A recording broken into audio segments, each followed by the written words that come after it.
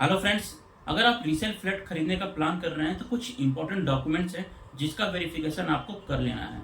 तो friends, flat क्या है होता है, जो एक मिडिल क्लास फैमिली होती है रहने के लिए फ्लैट खरीदती होती है, अपने पूरा सेविंग उसके अंदर लगा देती है। तो बाद में कुछ डिस्प्यूट ना निकले, इससे बेटर है कि फ्लैट खरीदने के पहले अगर आपको लगता है कि लीगल एडवाइजर चाहिए, एडवोकेट चाहिए, तो उसकी जो फीस नॉर्मल सी 2 4 5 हज़ार होगी, फीस दे करके आपको पूरे डॉक्यूमेंट्स का वेरिफिकेशन करवा लेना है ताकि आप आराम से बाद में रह सकें।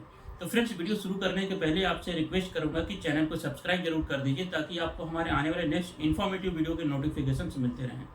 तो फ्रेंड्स, चलिए शुरू करते हैं और देखते हैं। जो सबसे पहला डॉक्यूमेंट है वो है सेल एग्रीमेंट और chain agreement. Sale agreement friends जो है कि क्या होता है, एग्रीमेंट फॉर सेल भी हो सकता है अगर किसी ने बिल्डर से डायरेक्ट लिया हुआ है और वो फर्स्ट जो है कि बायर है। तो आपका जो एग्रीमेंट फॉर सेल है वो वेरीफाई कर लेना है कि उसके अंदर टर्म कंडीशन क्या है, उसके अंदर भी सारी चीज़ें आपको मिल जाती हैं।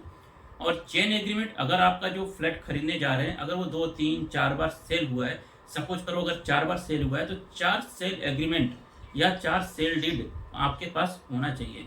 अगर नहीं है तो आप अपना जो सेलर है उसको बोलिए वो जो मिसिंग एग्रीमेंट है वो भी प्रोवाइड करें।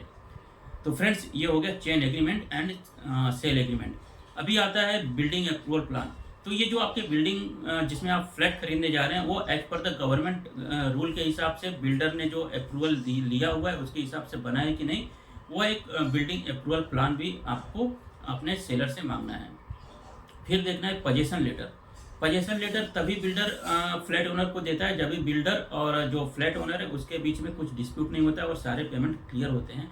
And possession letter is certified that कि भाई अभी flat owner can occupy the flat. तो पोजेसन लेटर भी एक इंपॉर्टेंट डॉक्यूमेंट है जो आप सेलर से मांग सकते हैं। अभी आते हैं कंप्लीशन सर्टिफिकेट की तरफ। कंप्लीशन सर्टिफिकेट बिल्डिंग को तभी मिलती है जब भी जो बिल्डिंग है as per the approved plan complete हो गई है। तो उसको जो लोकल अथॉरिटी है, बीएमसी, सिडको, पीएमसी, वो एक कंप्लीशन सर्टिफिकेट देती है कि बिल्डिंग रेडी हो गई है। अभी उसके बाद उसको मिलता है ऑक्यूपेशन सर्टिफिकेट। ऑक्यूपेशन सर्टिफिकेट ये सर्टिफाई करती है कि जो बिल्डिंग है एज पर द जो कंप्लीशन सर्टिफिकेट है, as per the approved plan है, उसके हिसाब से रेडी है और जो फ्लैट ओनर है कैन ऑक्यूपाई द फ्लैट। तो ओसी बहुत ही इंपॉर्टेंट है, आपको अपने सेलर से मांगना है। उसके बाद आता है no dues certificate from society. अब जिस फ्लैट को आप खरीदने जा रहे हैं उस फ्लैट के ऊपर कुछ मेंटेनेंस चार्ज का तो ड्यूज नहीं है, सोसाइटी का किसी और तरह का ड्यूज पेनल्टी वगैरह तो नहीं पेंडिंग है, वो आपको सोसाइटी से ही मालूम पड़ेगा। तो सोसाइटी का नो ड्यूज सर्टिफिकेट भी आपको सेलर से मांगना है। अभी वो आता है बैंक एनओसी। अगर आपका जो फ्लैट है जो खरीदने जा रहे हैं आप, अगर वो फ्लैट लोन पे है तो आपको बैंक एनओसी भी मांगना है सेलर से कि बैंक एनओसी प्रोवाइड करे। जब ही सेलर उस बैंक का सारा लोन क्लियर कर देगा तब बैंक उसको एनओसी प्रोवाइड करेगा। ओके। अब आते हैं share certificate. Share certificate is one of the most important document for the society. Society जब भी बन जाती है, रेडी हो जाती है, तो हर एक फ्लैट ओनर जो कि बिल्डर को फ्लैट जब इस बिल्डिंग बनती है तो 500 रुपये जमा करते हैं शेयर कैपिटल के तौर पे।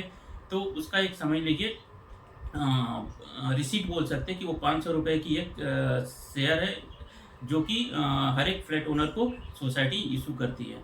और उसमें सारे जो ओनर हैं उनके नाम रहते हैं। फर्स्ट, अगर वो फर्स्ट टाइम जो आप फ्लैट खरीदने जा रहे हैं सेलर है तो उसका नाम फ्रंट पे आएगा। और अगर वो फ्लैट ऑलरेडी 2 3 बार सेल हो चुका है तो पीछे साइड में आप देखेंगे तो सारे सेलर के नाम उस पर होने चाहिए। जैसे चेन एग्रीमेंट अगर आपके पास 4 है तो 4 लोगों के नाम आपके पीछे शेयर सर्टिफिकेट पे होने चाहिए और 5वां नाम आपका आएगा।